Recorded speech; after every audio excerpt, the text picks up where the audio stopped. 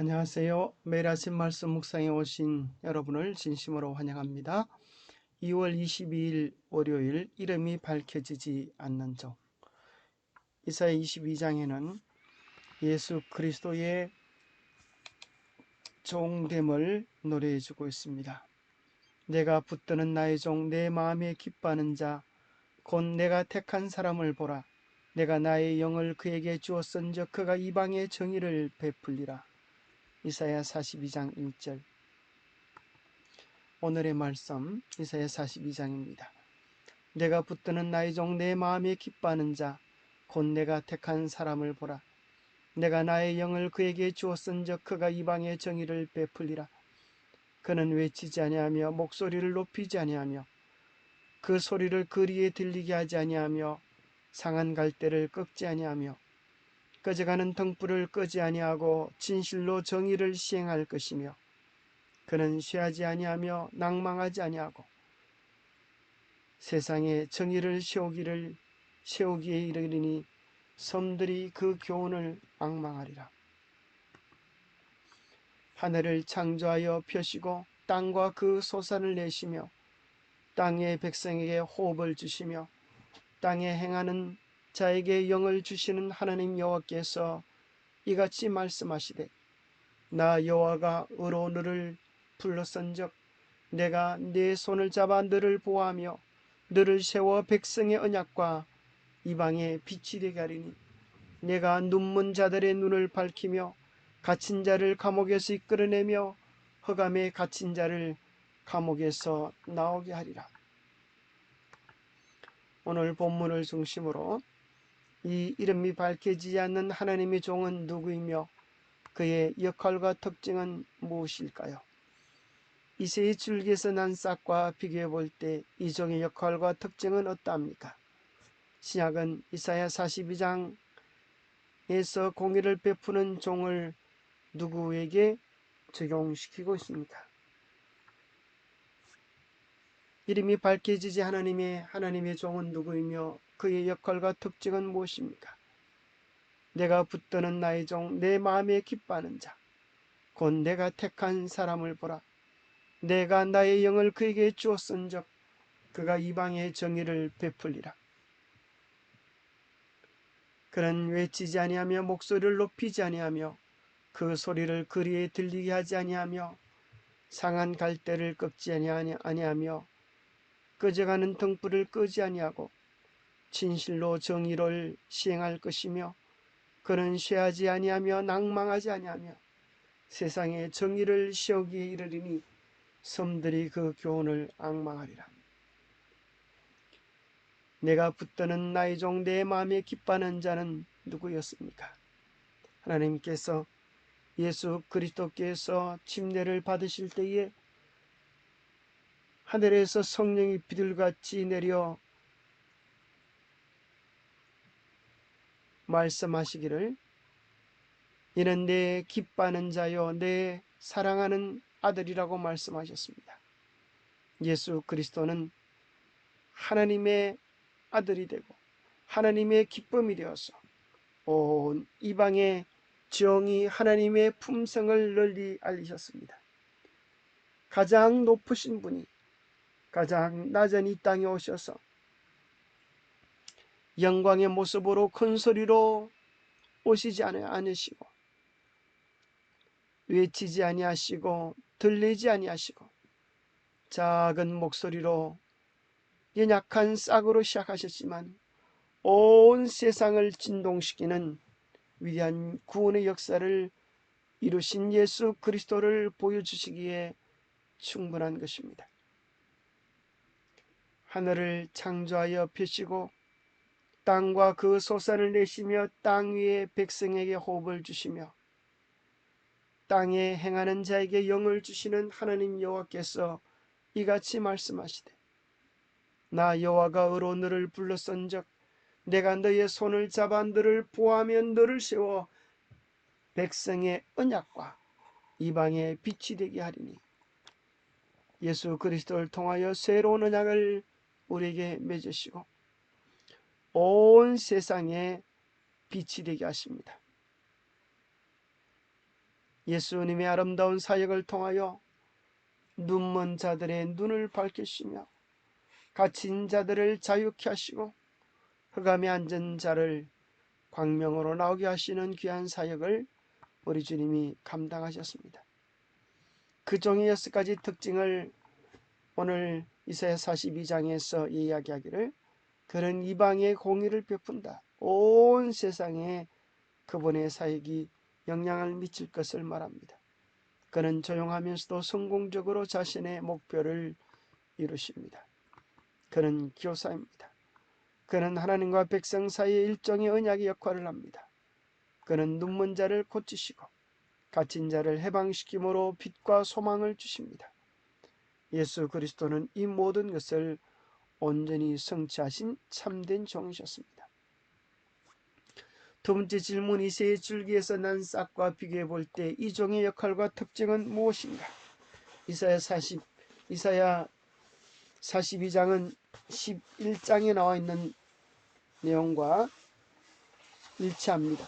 이새의 줄기에서 한 싹이 나며 그 뿌리에서 한 가지가 나서 결실할 것이요 그의 위에 여호와의 영 곧 지혜와 총명의 영이요 모략과 재능의 영이요 지식과 여호와를 경외하는 영이 강림하시리니 그가 여호와를 경외함으로 즐거움을 삼을 것이며 그의 눈에 보이는 대로 심판하지 아니하며 그의 귀에 들리는 대로 판단하지 아니하며 공의로 가난한 자를 심판하며 정직으로 세상의 겸손한 자를 판단할 것이며 그의 입에 막대기로 세상을 치며 그의 입술의 기운으로 악인을 죽일 것이며 이새의 줄기에서 다윗의 후손으로 한 싹이 나오는 것입니다. 그 후손 가운데서 가장 연약한 모습으로 나사렛에서 한 싹이 나오는데 그 싹은 다윗의 뿌리이셨습니다. 뿌리에서 한 가지가 났습니다. 예수 그리스도는 다윗의 뿌리요 다윗의 가지가 되셨는데 그분의 모든 사역은 스스로 행하지 아니하고 성령의 이끄심을 통하여 온전히 하나님 아버지의 품성을 드러내는 삶을 사셨습니다.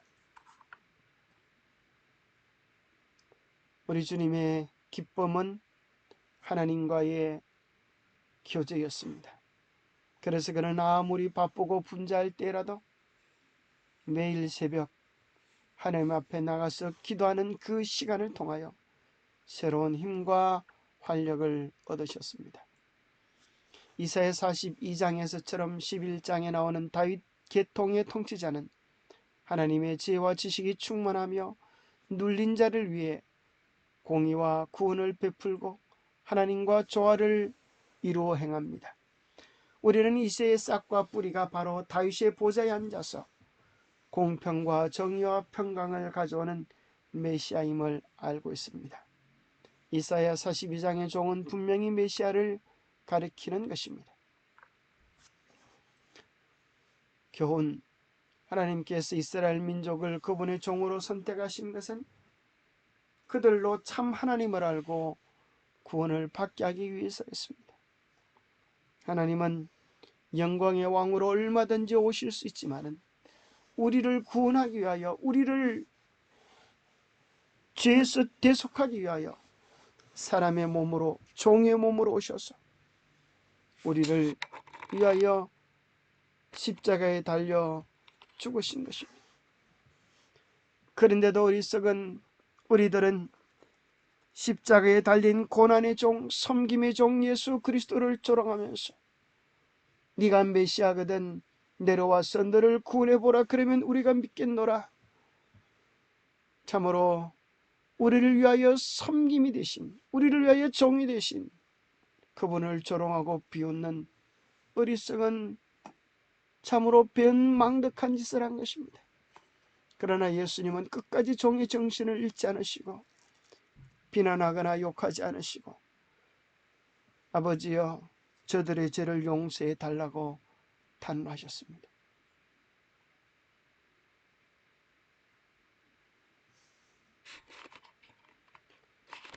우리 주님의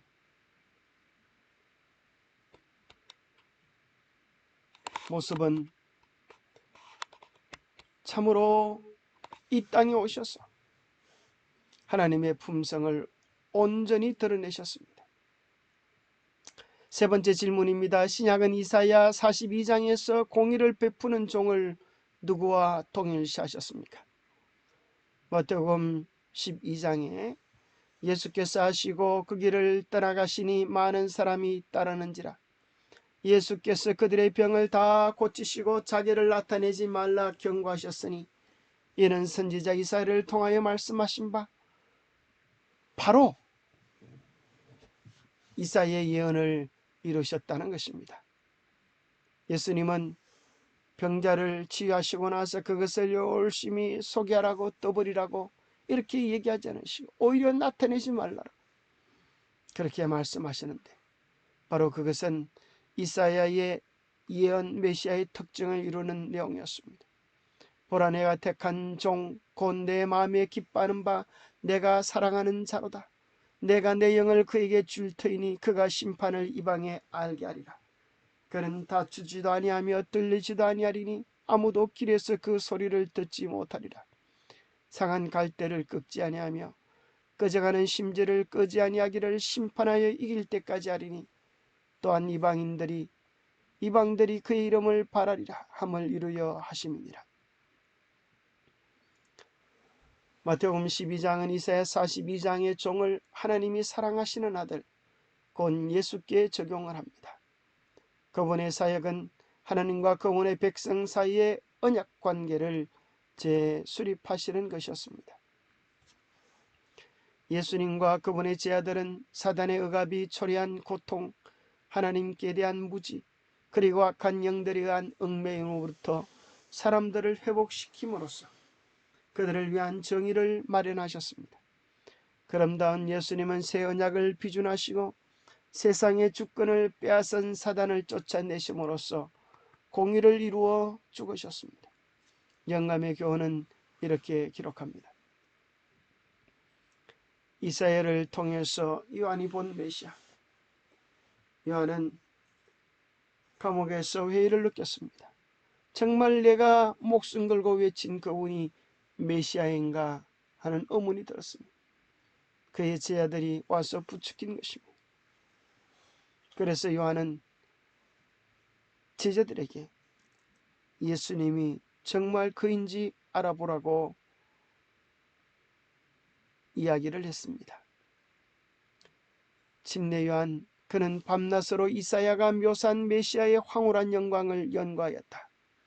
이사야는 그분을 이새의 뿌리에서 나온 가지, 정직으로 세상의 겸손한 자를 판단하며 공의로 다스리는 임금 포구를 가리우는 곳, 곤비한 땅에 큰 바위 근원이라고 하였다.